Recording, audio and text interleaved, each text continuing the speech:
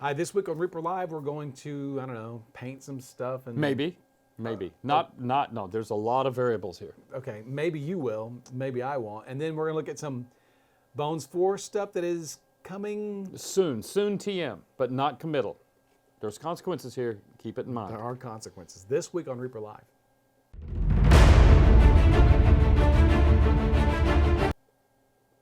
Okay. All right. Hi, I'm Ron Hawkins, art director here at Reaper. I'm Ed Pugh, president here at Reaper. And I'm going to screw this opening up just because I'm bored. You just did. And welcome to Reaper Live, the show where we blend painting, gaming, and geek culture all together for your viewing pleasure. Good to have you. Yeah, thanks for joining us.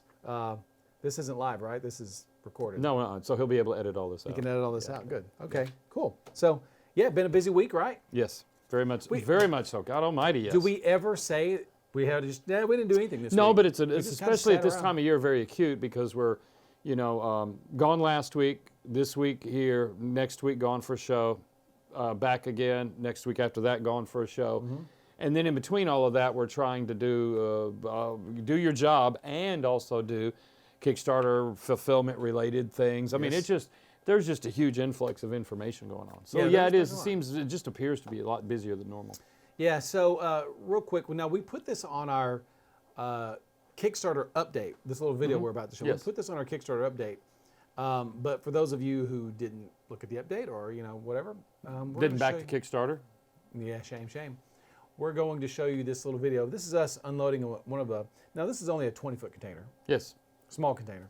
So this is a time-lapse video showing us all going like doing it, yeah. Ants. Yeah, just unloading this container. Check it out.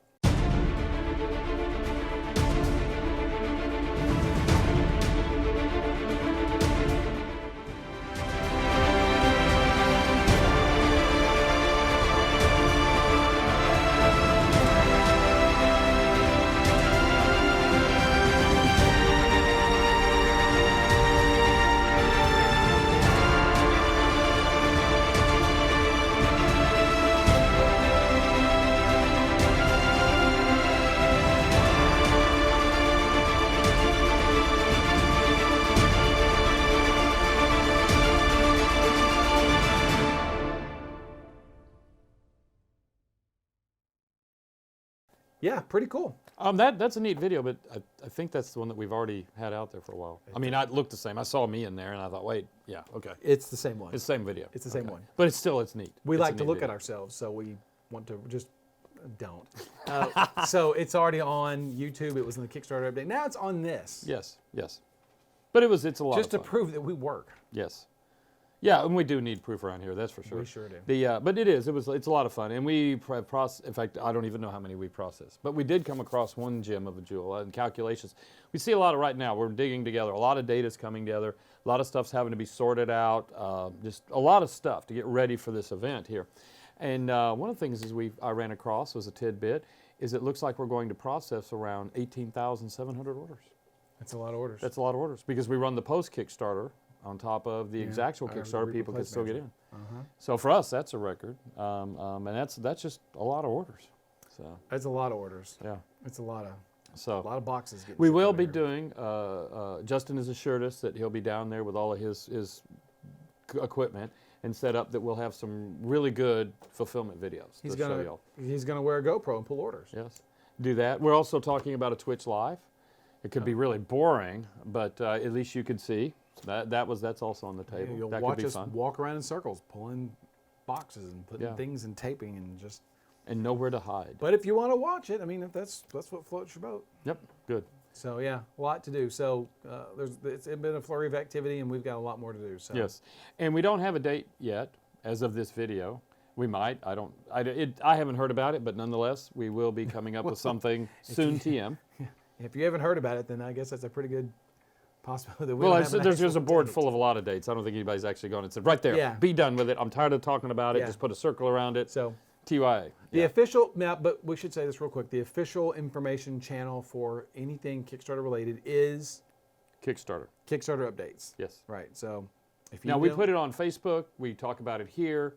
really is a convenience to get everybody in loop to moment. But there's a lot more information in the Kickstarter updates. You can see turnaround. You see a lot of stuff there. Yeah, we're not going to bore you with stuff like if you want to change your address, go to the thing and do it. You know, you got all that. But go to the Kickstarter updates for any official up-to-date information. And if something happens, we will go ahead and update Kickstarter that's not on the second or first or third Friday of the month. We'll just go ahead and put it in there. Yeah. So, but thanks for being patient. We're getting close, guys. Please just hang in there with us just a little bit longer. We're going to get this thing. It's there. It's going. And honesty and all things aside, we're still waiting. We're still working this one container. And it's not too far above just getting on an airplane. We feel like getting over there and just dragging it to the boat ourselves. The information we get, you know, things change sometimes, and we don't have any control over that. Correct. You know, the things that we think are going to happen, and then they don't. Something happens. But anyway, we'll get to it. It's coming. We're going to get to it. Really you guys are going to close. get it. We're going to give you everything we promised you, and you're going to be super happy. And I'm sorry, we're all sorry that it's taking a little bit longer than normal, but it's going to be awesome. Although I will say, Justin's about 8% more sorry than any of us. 8%. I'm seeing some real tears out of him. So I'm making an executive change right here, right now. Oh my I'm God. shifting gears on the run sheet. Okay. Run sheet says do this. And I'm this saying is where no. this is where now we're going off the cliff. So get ready. I'm saying no. We're not going to do that. You know what? What are we doing? Since we're going ahead and talking about. It's not even on the thing. Where'd it go? You can't tear it up if you don't know what you're looking at. Well, okay, then screw that. Here we go. We were going to do something else first. We're going to do something different now. This is where's it at? No. Okay, we're not professionals. Here we go. So this goes back to the Jason Baggs right down here. What? Jason Baggs right down What's he there. saying? That leads Sedgway into the mini group 3. That's not it. Oh, okay. Whatever. Oh my gosh. Really? Seriously? Okay. This goes back to the, hey, guys, good to do metal miniatures versus plastic, and why do you redo things, and da-da-da. We get this all the time. We show you examples all the time. Here's another example of, this was a metal demon model sculpted by Chaz Elliott. Okay? This is Rotharos. He was one of our favorite warlord designs, designed by A.Z. Collier. Oh, yeah. Excellent. Yeah, cool. Big center spread. Really cool. Chaz Elliott did an awesome job on this. Now, the reason we do this in plastic is why? Because in the book, in the game, he was huge. He's huge. But because of the cost, the constraints of metal, all of these things we used to live with back in the Dark Ages have all changed. And so he takes a little troll ash and he throws it in the air, and then what comes out? Like LeBron James, right? Yeah. You don't know what I'm talking about. I have no clue. And so this was the metal Rotharos. Yes. Right? So, and we did a classic Bones version of this guy too, right? Right. So yeah, but even then, Things can change. Things can be improved. we're not satisfied. We're never satisfied. We have to keep pushing. So I talked to Tim Hill, one of our sculptors, and Tim was, he had done some devils for Bones 4, and I thought that the devil design he did such a good job on the devil design. I was like, he did the Tormentor devil and all the other devils, and you can see it in the graphic of Bones 4. I was like, those guys are so cool. We should do a larger versions. And then we're like, why don't we just redo Rotharos a third time per se? You know, once in metal, once in the classic Bones. Now the new Bones version of the new Rotharos. You can do it bigger. You can do it cooler. And you can do both. And we can do both. And I think this is an awesome. Yes. Do we have a regular human mini here? How about? Oh yeah, right here. These little guys. Yeah, there you go. The little perspective there. Yeah. So he's gonna squash somebody. Really just complete. And again, it was size, because I don't know what the price on this is yet. But at the same time, this is going to be a fraction of what the much shorter metal version cost. Yeah. And he's so short, he'll just slide in right there. Sits right in there. Here, spit up. So, but this is a lot. The Bones, the entire concept of Bones has given us a much more bigger landscape, bigger canvas to go ahead and play with. Things like Maldekar, just massive, and just a lot of stuff. So the decisions are really just, right now, we're still just exploring it. It's like going into a whole new adventure for us, so to speak.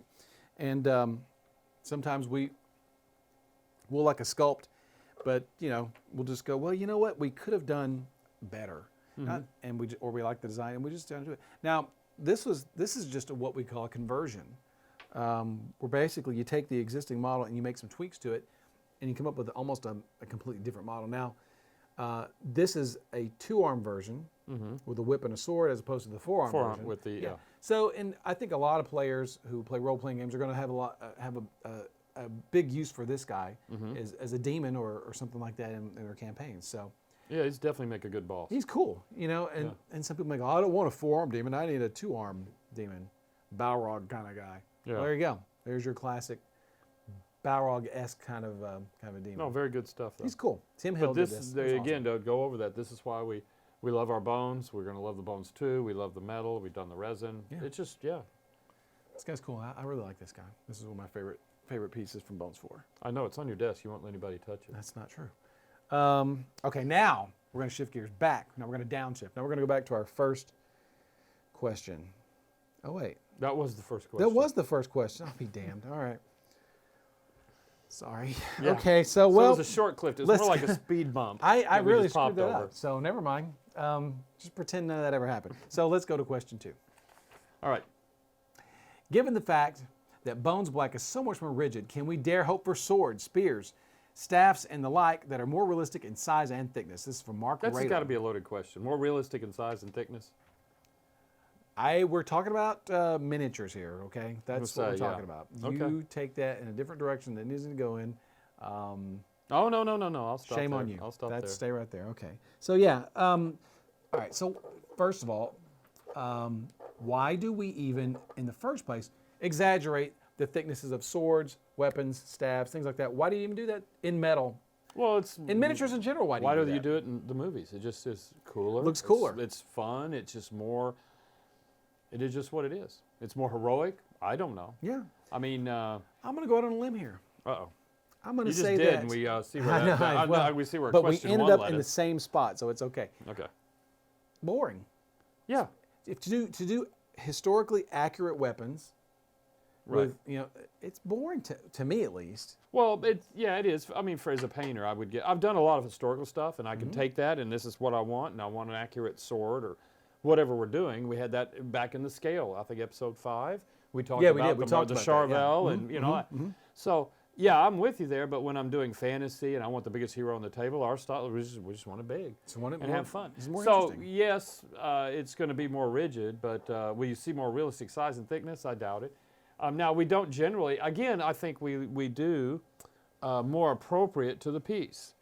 Look at his axe and his sword and his spear, and then let's go back to this. I mean, these are just monster pieces for him. Yeah, they're you crazy. know, it is what it is. The thing of, here's what gets me is really funny is when you know people will say, man, look at the size of that. He could never lift that. Oh my gosh, it's just ridiculous. Really? You have no problem with the dragon, you know, flying right beside him, but you're complaining about the size of his sword. It's fantasy. It's It fantasy. is. It's Spider-Man sticking to the side of the building. Whoops. Oops, and Okay, he well, so obviously much for didn't that stick guy. to the side of the building. He did not. So that said, I don't want to make fun of anyone's decisions. Everyone's got different tastes, different ways they like things. Some people like Final Fantasy type weapons. What are you laughing at? You know, Well, I know what he's laughing about because around here we only have one taste, and that's Ron's taste. I'm the taste for everyone. Yes, I know. We all know. So people like different things. I mean, there's a Final Fantasy, and that's, to me, that's personally not my cup of tea. Right. Kind of honking stupid, if you ask me. However, some people love it, and I respect that Oh, decision yeah. of those people to like that kind of Just stuff. because it's World of Warcraft, it has its flavor. It's crazy, yeah. you know, then you it's could go to Turbines, Lord of the Rings Online. They have their flavor. different flavor. This Yeah. is just kind of a flavor, and you know, Yeah. our flavor's kind of middle of the road. Yeah. It kind of appeals to everybody a little bit. So that's why. Yes. Yeah, but there's also this. Just because it came out in Bones Black, and doesn't mean it's not going to be metal, because these guys probably are going to be metal. Be metal. Yeah. And so you have to sort of Plan if you're going to have compensate. crossover. Yeah, sure. So, Yeah. you know. Anyway, But I'm with you. No, all of those are valid. But hopefully that answers your question. I know it's probably not the answer you wanted, but I mean, it's Yeah. what we do. yeah, I mean, we do try to keep all this stuff in mind. We try not to make things look too ridiculous. Yeah. And I know that sometimes in photographs it can look really crazy, but we try to keep that stuff in mind. I mean, These the are, by the Dwarven way- Giant Slayers GW did sort of said it all Yeah, well, from a long time ago. yeah, Okay. they're really cool. These are the Maggot Crown Mercenaries in the Dreadmere expansion of Bones 4. By the way, just want to let everybody know that. Okay. All right. So where are you All going to, right. which cliff Well, are you going to drive us off now? I don't know. Justin? What do you think? Well, You want to talk about these dinosaur guys? if you want to. What? If you want to. Come on. Wait, okay. Well, here, let's do that. These are, It's whatever, man. okay. I like it that you have an opinion. So this is the Runehorn Hut from the Lost Valley expansion. Which I will say came out really well. Jason Weeby sculpted that. It's really cool. It's really kind of neat. He told me he was sculpting a hut. I was like, I know when he first pitched the idea, I was like, oh yeah, Jason. okay. We need that. These are the dinosaur guys. I don't think we have an official name for our dinosaur guys yet. So right now they're just dinosaur guys. Sculpted by Chris Lewis. Still really good. They're really cool. Yeah. They're really cool. And, and yeah, I painted him on the show. did you? What chunk of him? Well, no, it's a different weapon. Well, see. Oh yeah. So there's the space versions of these guys. That's what I did. Was the space. Okay, version. they're in the Chronoscope expansion, and then there's the Lost Valley. Lost Valley version of these guys. Mm-hmm. So we enjoyed working on these guys so much. Chris did. We talked a little bit. We thought, wow, these are so cool. You could actually do a lot more with them. And so, for this week's sneak preview, it's not we don't have a physical model, but we do have a digital turnaround of a model. Okay. Okay. This is going to be what Chris Lewis did with his Dinosaur Man concept. He went Japanese. He went feudal Japan and went samurai. Yes, it looked good. So this is we're going to show you the fusion. We're going to show you one of the dinosaur samurai guys right here.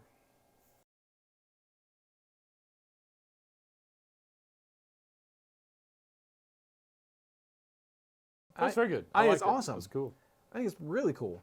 And we've got maybe even another group of dinosaurs coming after this. Not to beat it to death, but they're just too cool. They're just really cool. So anyway, I like these guys. So what else do we have? Nothing. That's it. Show's over. No. Show's It's not over. over. No, it's never over until he says it's over. Until Justin says it's over.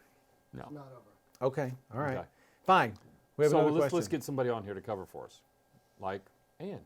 Oh yeah. Yeah. We do get a request occasionally from time to time. When are you gonna have Ann Forrester back on? When are you gonna have Ann Forrester back Pat, on? in fact, I want to know. Can you have her back on the show? Pat with no last name, I see. Wants to remain anonymous. Yeah. So, well, guess what? We're going to have Ann back on. Matter of fact, she's going to be on right now because we're going to show you Her segment. which is Toolbox called what? segment. Yeah, Reaper Toolbox. Yes. Okay. What's she going to talk about? Oh, I was told that we were supposed to keep it very generically open and not commit to anything. Don't say that because there's consequences. Oh. Okay. All right. Here. She's going to talk about cool and stuff because that's Cool what and she stuff. does. That's what It's she cool does. stuff. She paints really cool stuff. Yes. She really So does. here we go. All right.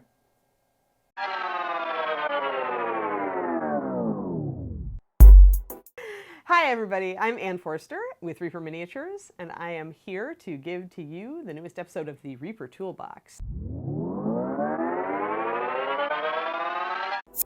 There were some questions on the ReaperLive broadcast about single pigment colors that Ed and Ron could not answer, so they grabbed me, Ms. Art School background and maker of Reaper Master Series paint, to answer those questions for you today. So, here I am. I'm free from the paint department, and I get to talk to you guys. I'm so excited.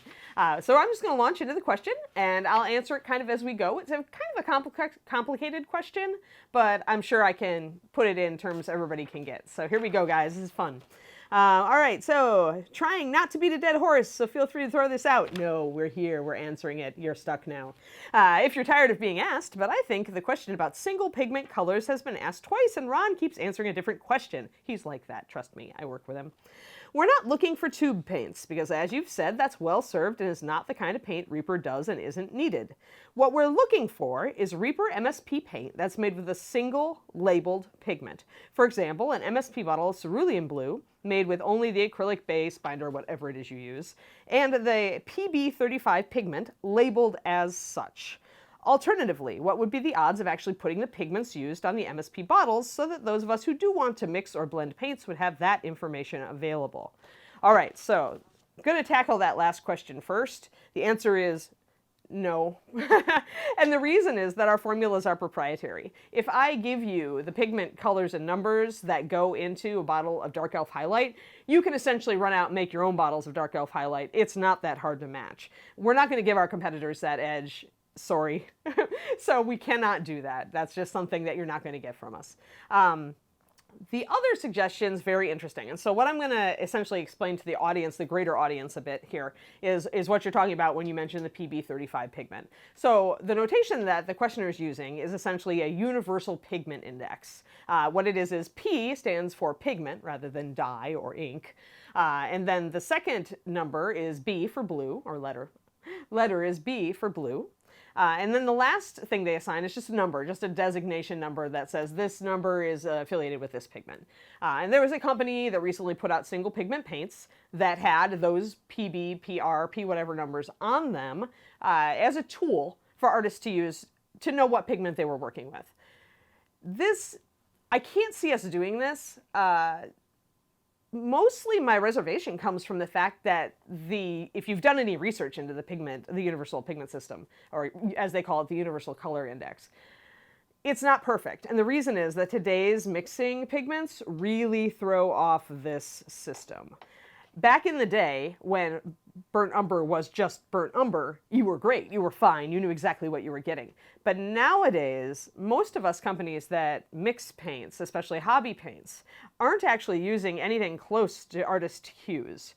We still do a bit. I've got some phthalocyanines and such, but in general, when you get a color these days that's called, say, burnt umber hue, even from an artist company, it's not actually burnt umber. It's actually PBR7 or whatever it is, which is brown oxide. And you know what else is PBR7? Burnt sienna. And you know what else is PBR7?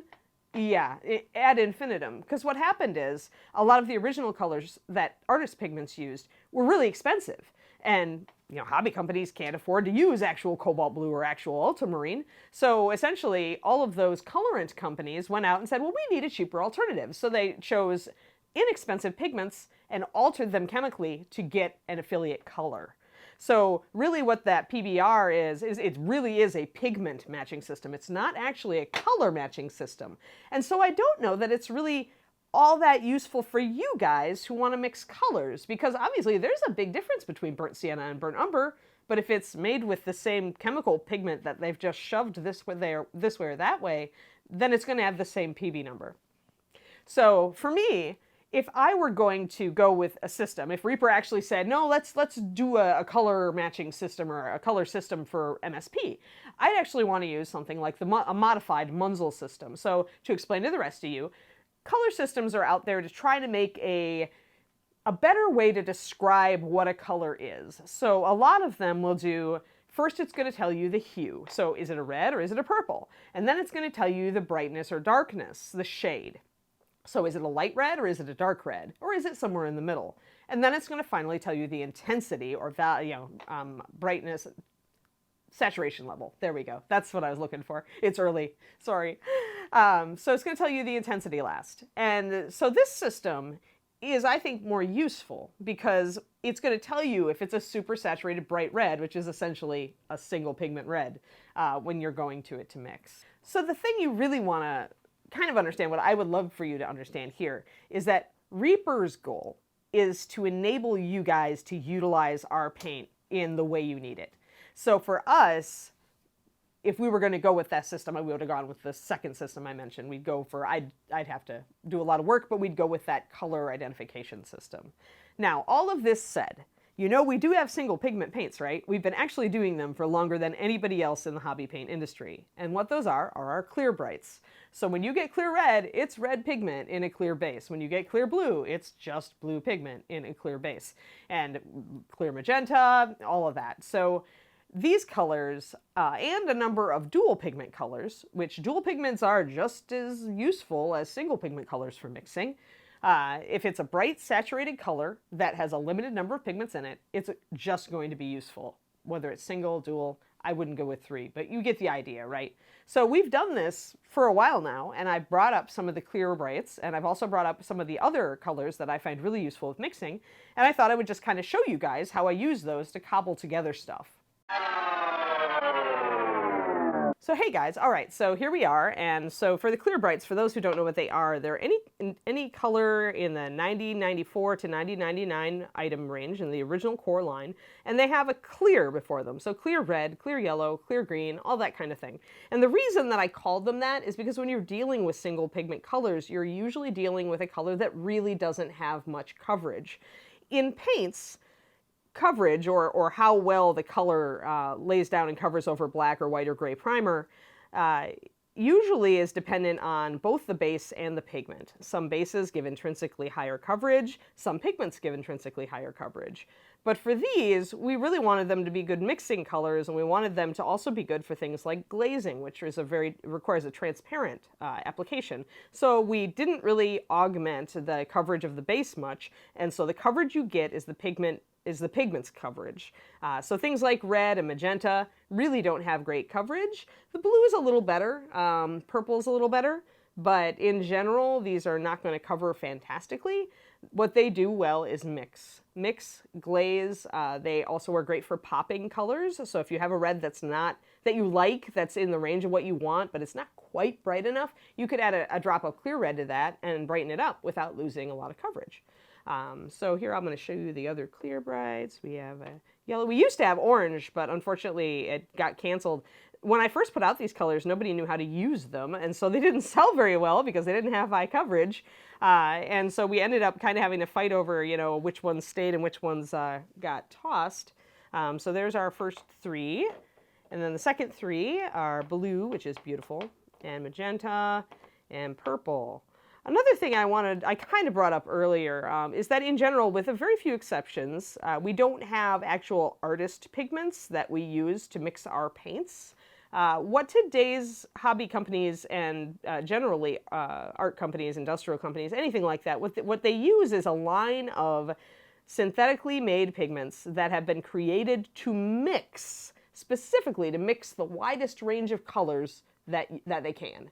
So I don't have a cerulean blue. I actually don't have access to it. I could utilize the clears and the pigments that I have to make you a equivalent to cerulean blue that would look like cerulean blue and probably act like cerulean blue, but it wouldn't be a single pigment color. That's the way that we mix now. So when you're utilizing these guys to mix, you're really doing it like oil painters used to do, right? So you're starting with a really bright, saturated color, and then you're making it into what you want. And in the olden days, when you wanted to make a purple or any other color that covered, you added white. And I think it's important to note here that even adding white to clears, and it will change them, but not as much as you'd think. Especially not if you put another layer of just plain clear over it at the end. So I'm going to give you some white and some purple. I'm going to get some clear magenta out, because clear magenta is really the secret sauce to highlighting amazing purples, if you're going that way. I'm going to grab my brush. So right out the gate, let me get on my little painting glasses, because I am nothing without the granny glasses these days. So I'm going to kind of put this up here. So you can see how transparent this is up on the top of this palette when I put it up there. If I put it on thick, then it's not bad at all, right? It's kind of like more a tube paint, which are made to be used thicker. If I add just a tiny bit of white to that, it does change it. Look at how much better it covers, right? It's getting a lot better coverage. I can add more clear purple to this, and it's still going to cover decently, even though I added white. So you can still get a pretty saturated color. Just adding a tiny bit of white, you just won't have that pop, right? That vibrancy that you saw out the gate. Now, for highlighting purples, clear magenta is awesome because you're just going to mix it right in, and it loves purple. It loves it. So look at how much prettier this color's getting here. I'm going to mix some white so you can see it. See? And you just keep adding more magenta and more white to get your colors to come up. So you see, it's not hard, right? It's not hard to mix colors. It gets a little more complex when you start dealing with a lot of different ranges of colors. So if you're starting out with mixing, try to stick to just like 2 colors at first, and then maybe black and white, and play around with them and see what you can do. Now, one thing I'm going to show you is why I don't use a lot of pure black here, unless I'm just trying to mix a very dark near black color. I mean, there can be some very useful things you can do. But I'm going to show you how things change when you add a little black. Black makes you lose clarity of hue. So if you put a tiny bit of black in there, even just a tiny bit, it's going to turn everything kind of ashy. See, it makes it a little dirtier, makes it a little more muted. Now, that's actually still a really pretty muted pink color, but you can definitely see that it's not as bright. And if I add a little bit of white to that, we've lost some intensity. We've lost some brightness. So black is going to do that. It's going to kind of add a little bit of an undertone that's going to mute out all your color. If you overuse it, you're going to lose a lot of vibrancy in your color. So as far as adding coverage, white is probably your better choice. However, you can mix some really beautiful stuff by adding black if you want to make a very intense but still dark color. So my favorite lately, uh-oh, I have a clog. I have a clog, Justin. Oh, there we go. Got a clog in the bottle. 1 second. There we go. My favorite lately is a black teal. And I'll mix it for you guys real quick. And then I'm going to show you how to mix kind of a weird off color. I'm also going to talk a little bit about colors that are like the clears that are really good for mixing,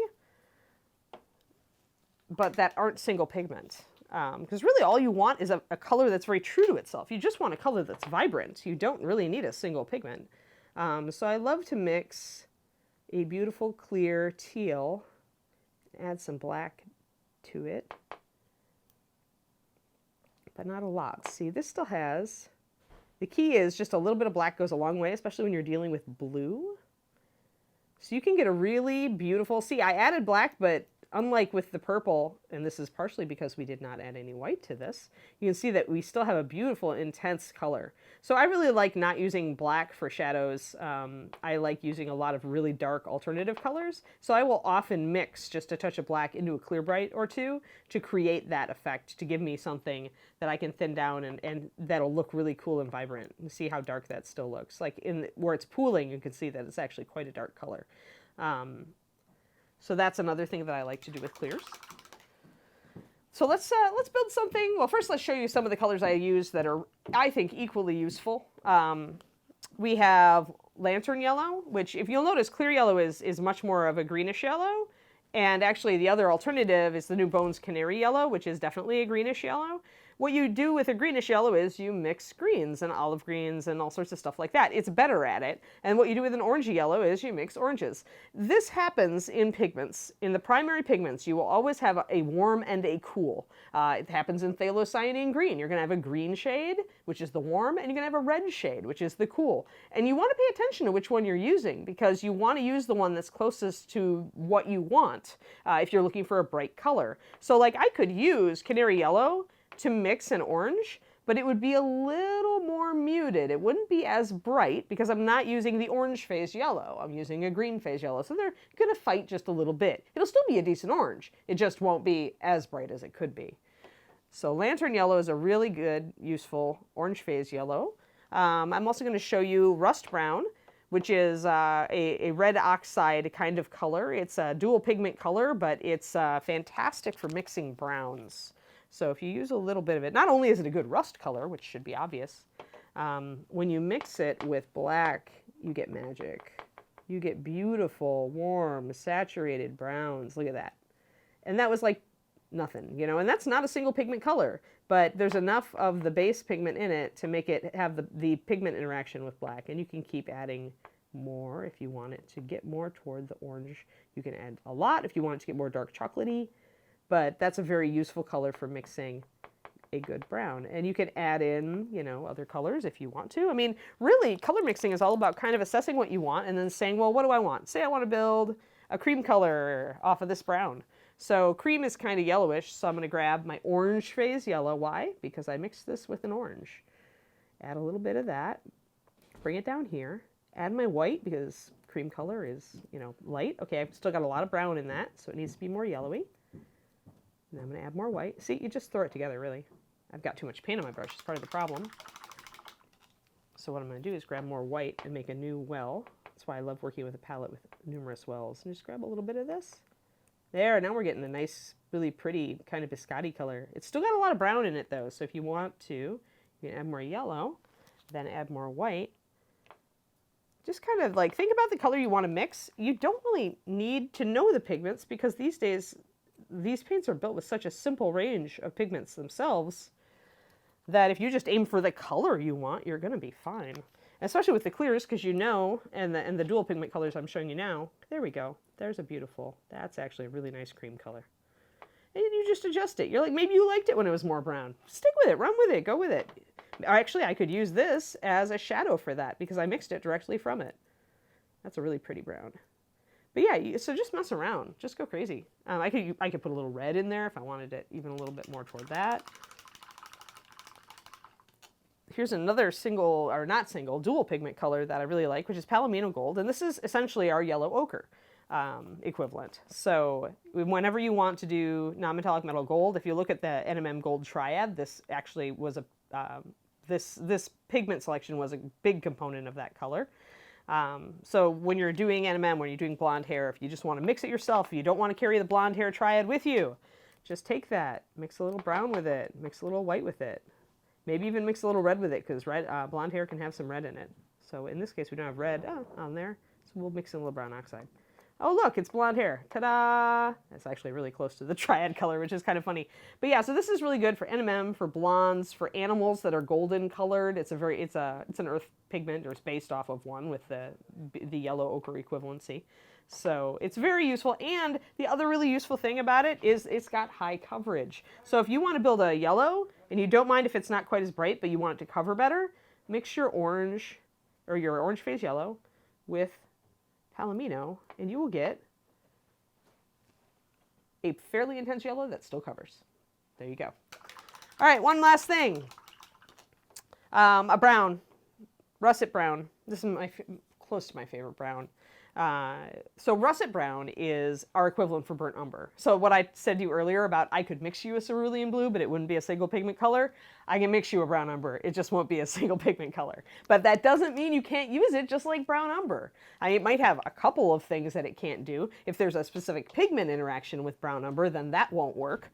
But as far as getting the color and getting the coverage, this actually covers just as well as brown umber, and it's an equivalent. I matched it off of tube paints. So definitely not a single pigment color. I think it's got 4 pigments in it, but it mixes like you would want a brown to mix. So hopefully this has helped you see how that we do have some single pigment colors that you can use. 2, to kind of demo that they're really, really good for mixing. To give you a selection of additional colors that are also really good for mixing. What I'm telling you guys now is when I go on vacation, this is what I take.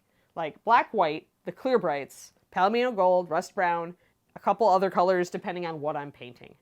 And I can mix anything I want from these colors. I don't need to go anywhere else. So when I go on vacation, I take like 15 colors, tops. And you can do that. I mean, it definitely works. So hopefully this answered your question. If for some reason I'm wrong and Reaper comes up to me in 2 months and says, "Anne, you need to make us a range of 14 single pigment colors," then I will be officially wrong. And you will be super happy. But we will see if that comes to fruition. Until that point, I do want to say, as just one last thing, I spend most of my time at Reaper making Master Series paint, formulating new colors. We just finished formulating the Pathfinder line, and it's so exciting. Oh my gosh, take a look at some of these colors. The other thing that's exciting, though, is that on my own time, I do my Patreon, which is Painting Big. So patreon.com/paintingbig, all one word. We say painting big because I use a lot of bigger models, but we do some small stuff too. I have time then, since it's on my own time, to talk about all this stuff. So come on over and take a look at it and see if it might be something you're interested in. If you want even more information, because I take questions from the audience over there, so you can guide the content all you want. And that's all I'll say on that. I hope that you enjoyed this. I hope that maybe it's convinced you that mixing colors is a lot easier than you think it is. If you have any questions, you can put them in the comments or on the forums, and somebody will bring them to me at a future date. Thanks, guys. Have a great day.